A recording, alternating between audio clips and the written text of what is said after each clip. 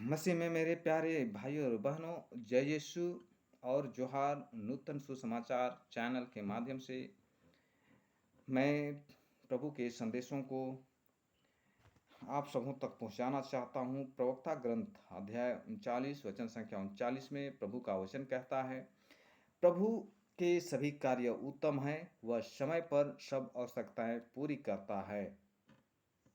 प्रभु के सभी कार्य, जो भी कार्य प्रभु ने करता है, सब कार्य अच्छे हैं, उत्तम हैं, और वह समय पर ही वह आवश्यकताएं जो है पूरी किया जाता है।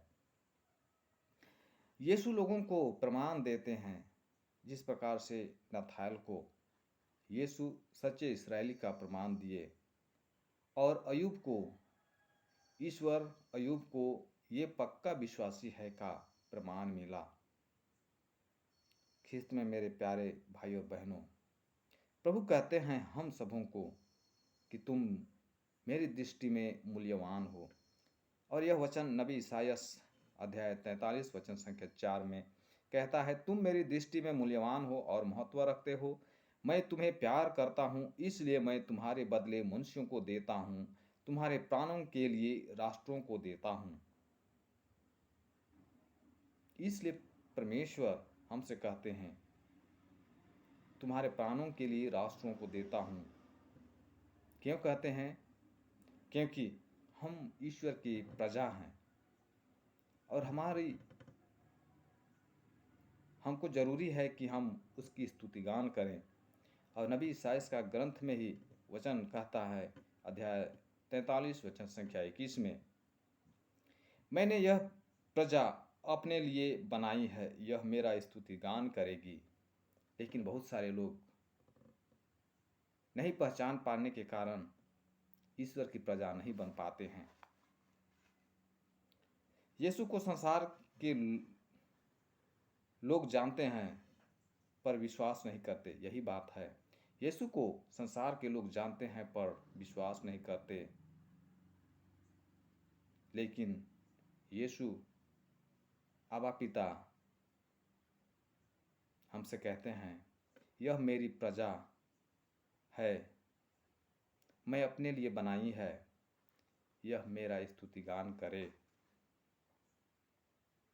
नबी ईसायास का ग्रंथ अध्याय 43 वचन संख्या 10 में प्रभु कहता है, तुम मेरे साक्षी हो, तुम मेरे सेवक हो। मैंने तुमको इसलिए चुना है कि तुम जान जाओ, मुझ में विश्वास करो और समझो कि मैं वही हूँ। मेरे पहले न तो कोई ईश्वर हुआ और न मेरे बाद कोई होगा। प्रभु का कहना है। और नबी हमें अपने ग्रंथ में इसे समझाते हैं। संत यूहन्ना का सुसमाचार अध्याय 17 वचन संख्या 3 में वचन कहता है, वे तुझे एक ही सच्चे ईश्वर को और ईसा मसीह को जिसे तूने भेजा है जान ले, यही अनंत जीवन है। सिर्फ पिता ईश्वर अपने पुत्र मसीह को हमारे लिए भेजा ताकि हम उसे जाने, पहचाने और उसके बताए हुए आज्ञा के अनुसार चलें। यही अनंत जीवन है। प्रभु यीशु हमें कभी नहीं छोड़ते हैं। वे हमें अपने हथेलियों पर हमारा नाम अंकित करके रखते हैं।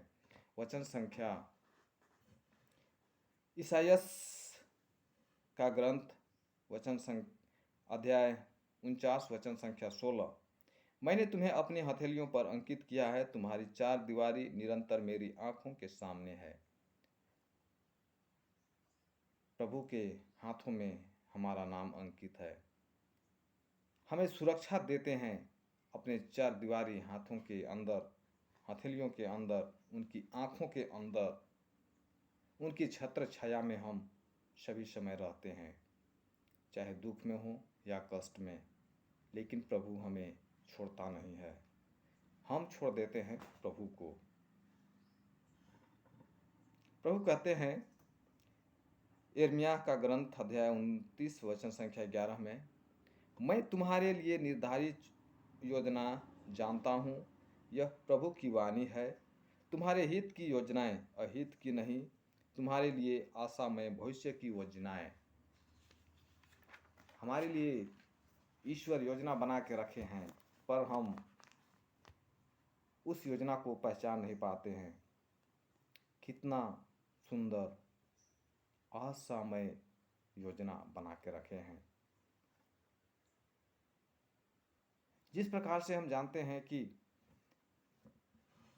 प्रभु यीशु हर दिन की योजना के लिए, हर अगले दिन की योजना के लिए वह निर्जन प्रदेश जाते हैं और एकांत में हर रोज आबा पिता से प्रार्थना करते हैं, ताकि जो आबा पिता की योजना है उसको वह जाने और उसको पूरा करे। लेकिन हम मनुष्य कितना हम एकांत में जाके अकेले में अपना व्यक्तिगत प्रार्थना करते हैं, तो हम कैसे प्रभु के जो बनाए हुए योजना है, जो हमारी खुशी के लिए, हमारी आवश्यकताओं के लिए, हमारी आशामय भविष्य के लिए जो योजना बनाई गई है, हम कैसे जान सकते हैं। इसीलिए प्रभु यीशु हर रोज निर्जन प्रदेश में जाते हैं। हमें भी इसी तरह हर रोज एक योजना बनानी चाहिए और वह ईश्वर से प्रार्थना करके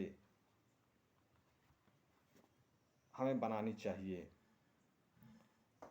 संत मार्कुस के सुसमाचार अध्याय 6 वचन संख्या 21 में वचन कहता है, ईसा ने उनसे कहा, तुम लोग अकेले ही मेरे साथ निर्जन स्थान चले आओ और थोड़ा विश्राम कर लो, क्योंकि इतने लोग आया जाया करते थे कि उन्हें भोजन करने की भी फुर्सत नहीं रहती थी। प्रभु को कभी फुर्सत नहीं रहती थी, फिर भी प्रभु समय निकालकर एकांत में आबा पिता से बात करते थे। आज मनुष्यों के लिए भी समय नहीं है। मनुष्यों के पास एक भी समय नहीं है। यदि हम गांव जाते हैं तो बोलते हैं, भाई आप गिरजा नहीं आते हैं तो क्या करें प्रचार, देखिए ना हमारे गाय हैं, भैंस हैं, बकरी हैं, सूअर हैं। इस तरह से टालते हैं चर्च आने के लिए। आज ये काम हुआ, वो काम हुआ। हम रविवार के दिन भी ईश्वर के पास नहीं जाते हैं, चर्च नहीं जाते हैं। हम जैसे बाइबल वचन में पढ़े कि कितने लोग आते जाते थे, थोड़ा भी विश्राम करने के लिए समय नहीं मिलता था। प्रभु यीशु को भोजन करने के लिए फुर्सत नहीं मिलता था, फिर भी प्रभु यीशु समय निकालकर आबा पिता से बातचीत करने जाते थे। हमारे पास समय है, लेकिन हम समय को गलत उपयोग करके निकाल देते हैं। हमें उस समय को पहचानना है और हमें निंदा शिकायत नहीं करना है कि हमारी गाय है, हमारी बकरी है, हमारी खेती है। सारी समस्या का समाधान ईश्वर में है। अगर ईश्वर आशीर्वाद देंगे तो हमारा गाय, बैल, बकरी, हमारी खेती सब में आशीर्वाद होगा, सब आशीष प्राप्त करेंगे और फैलेंगे।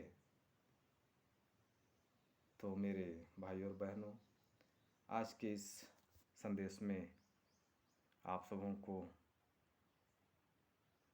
बहुत बहुत धन्यवाद और सबों को जय यीशु।